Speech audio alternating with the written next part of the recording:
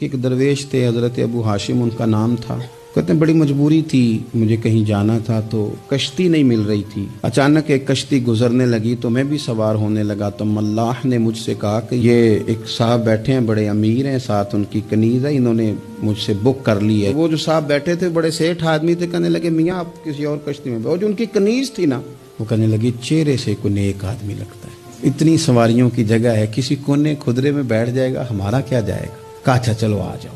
کہتے میں کونے میں بیٹھ گیا, تھوڑا رستہ آگے گیا, انہوں نے کھانے کا سامان نکالا, مجھے بھی کھلایا, لیکن کھاتے کھاتے میری نظر پڑی تو اس میں تو شراب کے برتن بھی تھے معاذ اللہ. پھر اس شخص نے کھانا کھانے کے بعد اس کنیز سے کہا کہ مجھے معاذ اللہ گانا سناؤ.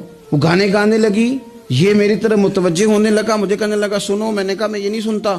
تو کہنے لگا تو کیا سنتا ہے؟ کہنے لگے میں سناؤں کیا سنتا ہوں. کہا سنائیے. فرماتے میں نے قرآن پاک پڑھنا شروع کر دیا. تو کہتے ہیں میں نے اسے چند آیتیں سنائیں, اس کی تو کیفیت ہی بدل گئی.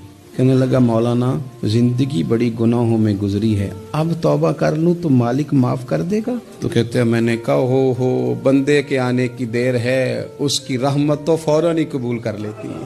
کہتے اس نے اس کنیز کو آزاد کیا, دولت اللہ کی راہ میں خیرات کی, 40 سال میرے ساتھ رہا.